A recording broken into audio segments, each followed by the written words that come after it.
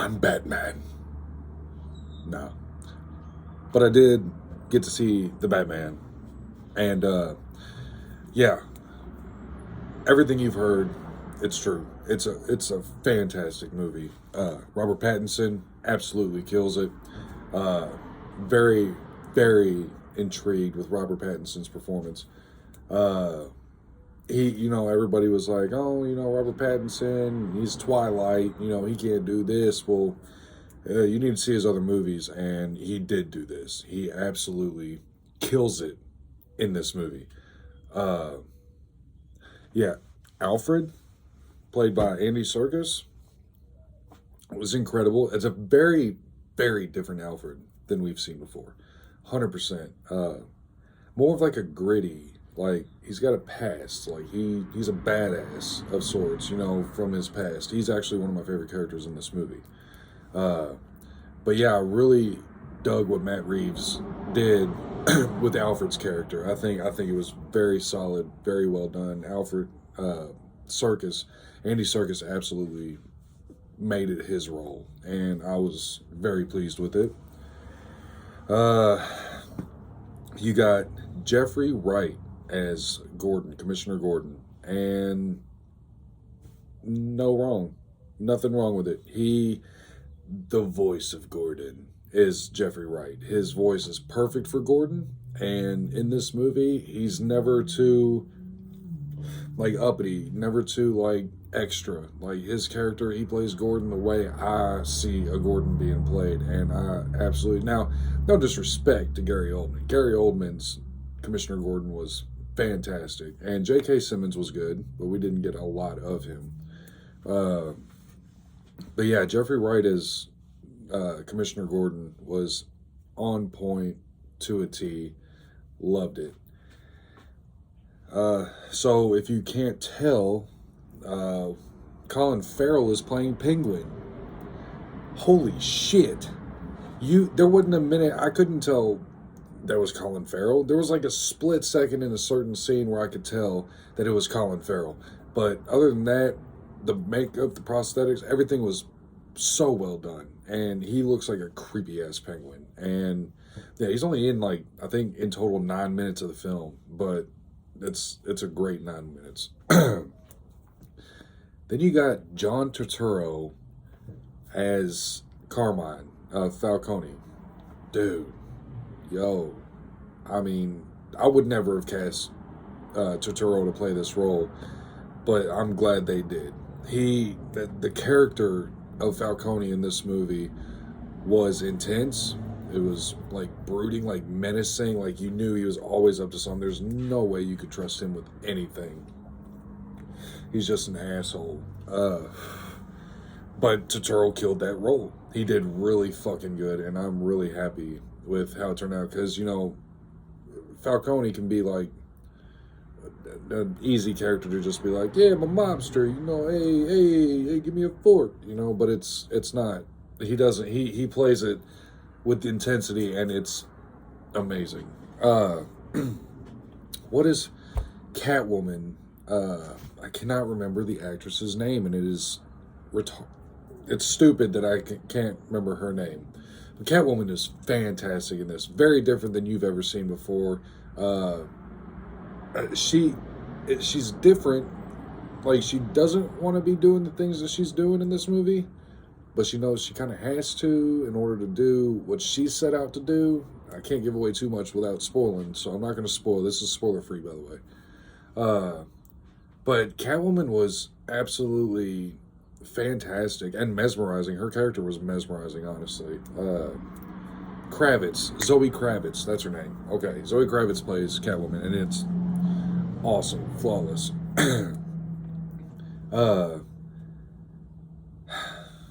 Dude, Paul Dano as the Riddler, sold. Done. Cool. Count me in all day. Paul Dano is an exceptional actor, and he doesn't get the love that he deserves. The Riddler in this is brutal, and they said this is the darkest Batman and the most brutal Batman you've ever seen. They are not lying, not one single bit. The intensity of the Riddler in this, it's kind of weird because, first of all, let me just say, opening scene of this movie,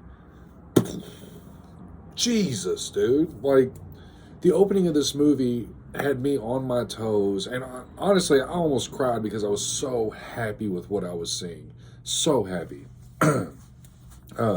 But Paul Dano as the Riddler was just something that straight out of an evil, just villain comic, you know. But he has like quirks to him. I won't say what they are or anything, but the Riddler has some quirks, and a couple times was hit and miss with me, but never enough to where I was like, writing them off. Like, no.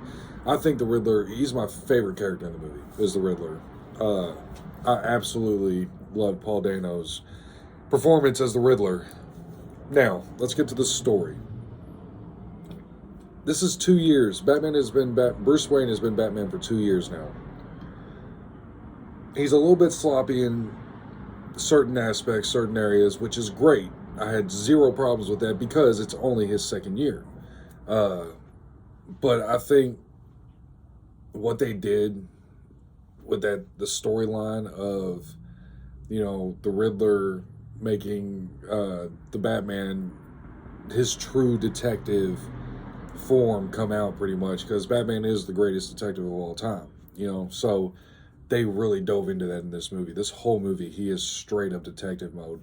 And another thing, this movie really showcases that Batman is the real thing and Bruce Wayne is like the mask, okay? The Batman is in the majority of this movie, whereas Bruce Wayne has a few scenes, and I don't know if that's really a spoiler or not, but, it is what it is on that. It's not too much of a spoiler. I wouldn't care to hear something like that. But the Batman and Bruce Wayne, they're really not too different in this movie either. Like, you have a very, very broken and damaged Bruce Wayne. I mean, absolutely broken and damaged. And then Batman is just, dude, like, menacing, pissed off looking. Like, I'm not fucking with him. No, bye. Not gonna do it. But hey, Batman is dope, and his fighting in this is really good, like bone crushing good. Like, he fucks people up in this movie, and I love it. But so there's one other thing before I get to my score on this. The fucking Batmobile in this movie. Best Batmobile in any Batman movie. The best, hands down, done, yes. This Batmobile is so fucking dope, and you have to see this movie in a setting of a big screen in a theater or in a surround sound setting, because when you first get introduced to the Batmobile, like for real in this movie, it like fucking vibrates everything. Like, it's just, you have to see it to know what I'm talking about. It's so simple, yet so badass. The Batmobile in this is amazing. Now, where this movie lies, score-wise, it's weird. I had a hard time rating this one, and not in a bad way at all, because I think personally, the front half of this movie is 3 hours long.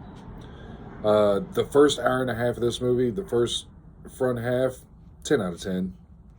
I won't even go back on that ever. The first half of this movie is a 10 out of 10. No, all day long. The second half, although great, absolutely great, does kind of, slow down a bit from what you're introduced to in the movie. It slows down a lot, quite a bit actually. The pacing is a little bit different. Some of the stylized parts of it are different, but not really in a negative way. Just I didn't like the back half as much as I like the front half. So I give like the back half an 8.7. So if I'm gonna be in the middle on this, because I'm seeing it again Sunday, and I'll have my official like set in stone, but as of right now, I'm comfortable with giving the Batman a 9.4. The 9.4, it's hard to compare because I know everybody's going to be like, is it better than The Dark Knight? Is it better than Batman Begins? Two completely, absolutely, completely different movies. The Batman and The Dark Knight, it's almost uncomparable just because of how vastly different each movie is. The Dark Knight, I don't even know how to. I would say I love them both equally. I don't really have a score for The Dark Knight because I've never watched it critically to score it. I've just watched it a million times for, shits and gigs, or if I'm doing something or whatever, but yeah, I'll have to watch it to give it an official score. I know it's way up there. But 9.4 for the Batman. Robert Pattinson, man. Matt Reeves directing. Dude, fuck yes. Go see this movie. Definitely do it. Box office banter.